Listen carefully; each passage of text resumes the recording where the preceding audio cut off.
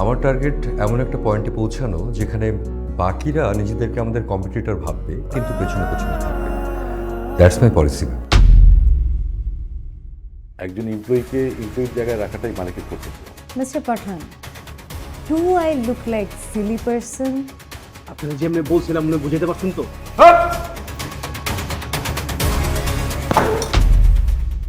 একটু প্রকৃতির দিকে তাকাও মায়া, দেখো যে পুরনো গাছের পাতারা একটু একটু করে শুকিয়ে ঝরে পড়ছে, আর নতুন গাছের পাতারা কুড়ি ছাড়ছে।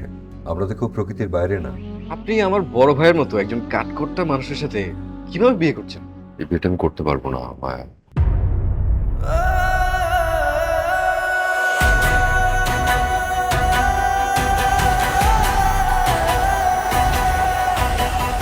মায়াকে বিয়ে না করলে আজকের মধ্যে তুই আমার বাড়ি ছেড়ে বেরিয়ে যাবি। পৈতৃক সূত্রে এই বাড়িটা যদি না থাকতো আমরা কোথায় থাকতাম? ওই রাস্তায় থাকতাম। এই মাইয়ারে পছন্দ হওয়ার মতন তুমি এমন কি দেখছো? বিয়েটা না দিলেও হয় না? কেন বিয়ে করে বাবার বাড়ি ছেড়ে চলে যেতে হবে? আমি শপথ করছি যে আমি শপথ করিতেছি যে কোনো মেয়ের দিকে চোখ তুলে তাকাবা না। দেখবো না। আর এসব কিছু ভুলে গেলে শাস্তি কি?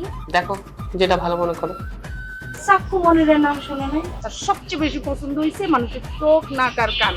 চোখ নাক কান সব নাই হয়ে যাবো। আমার বংশ সম্পর্কে তোর কোনো ধারণা আছে? হ্যাঁ, আরে বেটা, অফিসে চাকরি থাকবো না, চাকরি গেলে চাকরি পাবি। আগে তো হইতে দে, জিনিসটা হইতে দিবি না? তোর নাকি ভালো মিষ্টি দোকান পরিচিত আছে? কি মিষ্টি খাবি তুই? সাদা না কালা? আপনার কাছ থেকে আমি অটোগ্রাফ নিব না, আপনার কাছ থেকে আমি নিব ফটোগ্রাফ। নীলিমা, রাতে কল দিও, কথা হবে।